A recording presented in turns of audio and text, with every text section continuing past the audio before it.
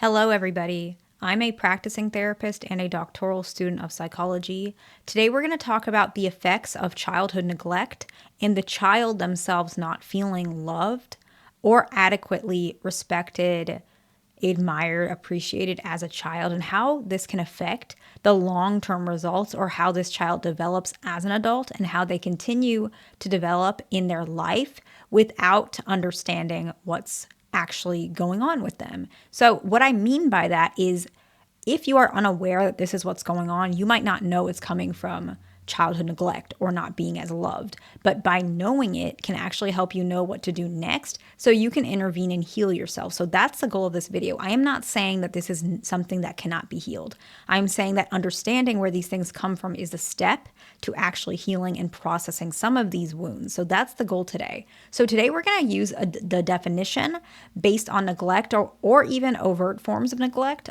or even higher forms of neglect, such as abuse, okay? Based on 2025 research, the term emotional neglect and childhood neglect tends to be described when the caregiver tends to fail at responding adequately from a psychological perspective to the child's emotional needs. So this could be being unresponsive, emotionally distant. It can be cold or critical, neglecting to provide comfort, affection, attention, or attunement to when the child is distressed or seeking emotional connection, okay? So from a broad perspective, the lack of love could even include emotional and critical parental styles, okay? Or it could be persistent unavailability, which could be either physical or emotional or both, and even dismissing the child's feelings, failing to provide that support. So that's kind of what we looked at based on 2025 research, but there's plenty. And so what are the effects of this actually occurring in your childhood? The very first one, which I think is one of the most important ones, actually they're all important. Research done in 2022 shows the higher risk of mental health struggles, okay? Higher risk of mental health struggles such as depression, anxiety, and stress. This sample was for 18 to 20-year-olds, okay? So it's still it's very young in the adult section, right? They're not even young adults is a better way to put it, but very, very young adults, right? Crossing into adulthood. And why that particular aspect was looked at is because often these higher risk of mental health issues does compound if not adjusted at any time, but especially at this time, which more issues can result, which we're going to talk about in a little bit. But we can see this right away, right? Relational issues is going to show up in this video later. And those things also show up even more significantly as time goes on, which is why I put this one before that one, okay? We can see that individuals who struggle with this range, the 18 to 20-year-olds in 2022, they struggled with significant levels of depression, anxiety, and stress. But there's another part of this research that's a little bit interesting. I don't want to trigger anybody. I'm not comparing, but what we saw is physical neglect, okay? So let's say the child is not being fed or they're not being bathed. Unfortunately, they have a slightly lower risk of developing these mental health issues comparison to somebody who's emotionally neglected, okay? I'm not saying one or the other is worse than another. I'm just literally looking at the research of what we saw. The next one is that they struggle with self-worth, okay? Research in 2025 does show that lower self-worth, self-esteem, self-preservation of themselves, so respecting themselves, independent thinking, struggle with competence and emotional regulation, their perspective of competence, right? All of these things are linked to emotional neglect, and we can actually see that this was linked to the difficulties of these individuals obtaining these basic psychological needs, okay? So they were not able to feel this way as a child because their parent did not provide that foundation, and so they struggle even more significantly or further as they progress, okay? So that means they struggle in believing in one's abilities, okay? Competence, okay? Autonomy, so self-direction, knowing what they want, and relatedness, actually the ability to form close relationships and stay that way, okay? This is part of it, okay? Now the next one, we're going to specify more about relationships. Number 3 is they actually struggle with making romantic connections. That doesn't mean it's impossible, but it's something they struggle with, okay? Research done in 2024, loneliness and difficulties within the relationship and social connection is very linked to emotional neglect in childhood. It predicts a greater sense of loneliness and detachment and lack of emotional relationships in adulthood. Often this is because the child themselves they can struggle to connect with individuals at a young age because they're already dealing with so much. If you are a child who does not feel loved, you may already feel irritated, angry, anxious, struggling to perform in school. So you already have a difference, or you see yourself different than your peers, and your peers struggle to really connect with you. So you already almost not cheated yourself out of it because of the situation that you were in and the abuse that you were struggling with. You did not develop not all of you guys, but some of you guys didn't develop the skills that you needed socially in that setting. So let's say in elementary school, let's say you're in 4th grade and you were feeling really neglected at home, and you always were, but in 4th grade, the problem started showing up more often. Like 2nd, 3rd, 4th grade, you're going to see it. You're starting not to turn in your homework. You're starting to withdraw from school, or maybe you're having more difficult times with teachers. So you're outside of the classroom a little less often because you're being talked to by teachers. You're maybe leaving class more often. You also don't trust your peers. You're not focusing on connecting with them like other children are. So you actually didn't develop some of those skills. And then in middle school, you may have a little bit more difficulty. Let's say 6th grade. So middle school is going to be 6th grade, 7th grade, and 8th grade, right? You're going to have a little bit more, sometimes you may be more rebellious, okay?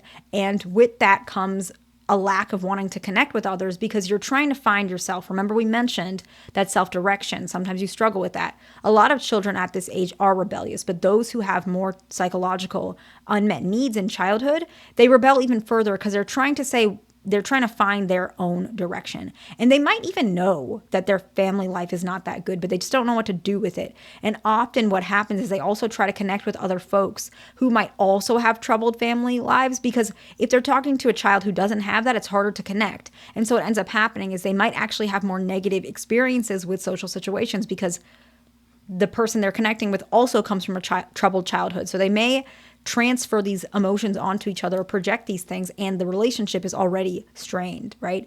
Or they over depend on one another. And so it falls quickly because they don't know how to manage these different variables in that relationship. Whereas individuals who have a more healthy childhood understand that because they have that connection with their family, with their siblings, the parents' marriage, for example, they can see these things. Whereas children who come from more neglected, abused households, they don't understand those skills. So they're learning it as they go, and they're failing a lot.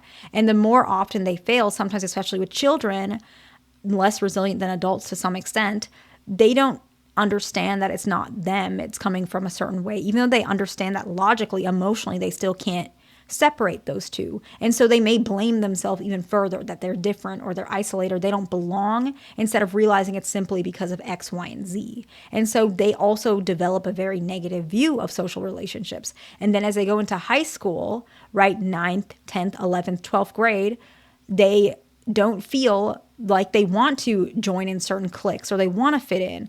They might rebel even further. They might get into other types of ways to involve with others, such as use or bullying, or they are subject to being bullied. And so they struggle with all of these things, not just bullying in high school. It could happen in middle school and elementary school. And so that really does struggle. Often they may even struggle to want to go to college, or they want to go to college early because they want to run away from that detachment in high school. And so this is just some of the early ways that people connect with romantic situations, right? They learn that in school. But if these individuals are struggling so much with all of these connections, let alone some children are not even allowed to go to school for various reasons, or they may be in truancy or whatever it is. So they may not, depending on the level of the abuse that you guys have had, this can be very challenging, but this is where most people learn those foundational skills. And then college, they learn those skills even further. But some of these folks, they may not want to. And college is not always the case because some folks don't even want to go to college. But these are where some of those skills are built. And this is where that comes from, okay?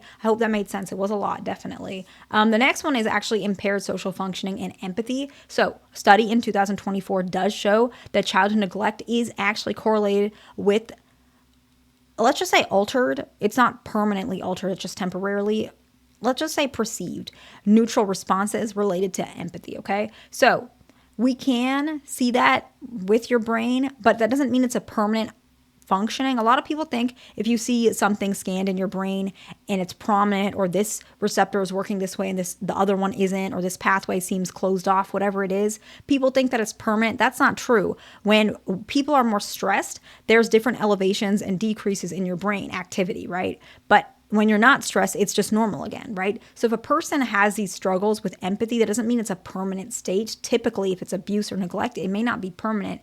It just needs some understanding, and then your brain will get rewired to some extent. We call it rewiring, where your brain is now functioning a little bit more normally. So if I'm saying that there's any altercation or brain-based empathy that's struggling or something like that, I'm not saying it's permanent, okay? So what happens is you kind of struggle to perceive someone else's emotions, because often when you were younger, the emotions that you were subjected to were either very minimized or very extreme comparison to an average person. So let's say your mother, for example, she was very emotionally demanding. Maybe you perceived her as overbearing. She was always crying. She was always complaining about how many boyfriends hurt her, whatever, and just random men are coming in your house and you're a little boy or a little girl and you don't understand what's going on. Maybe there's some physical violence. Maybe there's a lot of verbal altercations, whatever it may be. And so you're very used to that. You're seeing that. And you don't know what it feels like, or you do understand what it feels like. But let's say somebody's crying because they got a B on their report card or a C. And they're like, I feel so bad. I know my dad really wanted me to get this. And you're a little kid and this is your friend and you're struggling to empathize because you're like, I don't get it. That doesn't sound that bad. Right? I'm not really sure. Maybe the kid's like, we said that we would get ice cream on Friday if I get an A.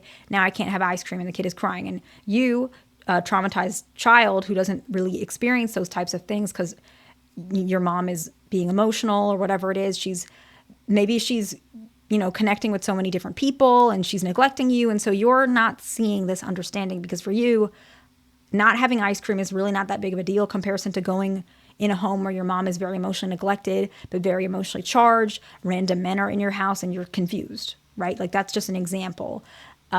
It's hard for you to empathize with other children, and then you bring that to your adulthood. You can't empathize because you can't relate to that experience. And for you, that doesn't sound that bad. Actually, you'd rather be there than where you are right now. And so that can be very difficult, okay? Research in 2024. Now, the next one is research done in 2013. Okay. Some people, a lot of people who have emotional neglect, they actually struggle with a negative worldview or interpersonal distrust. A lot of these individuals do actually report this, but we also saw it in their perception of how they communicate. So this research had a little bit of, a lot of different ways to collect this data. Most research does different methods, okay?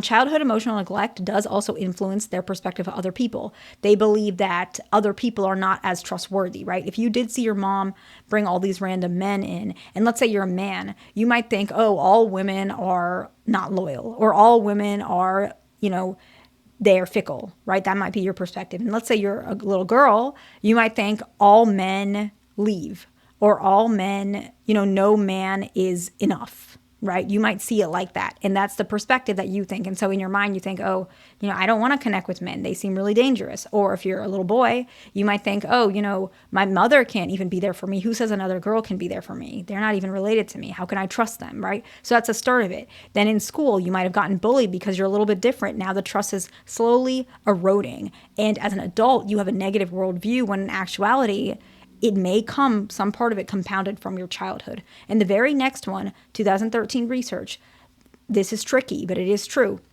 You have a higher risk for physical health issues, right? And we're not going to touch too much on that because I think it is a lot.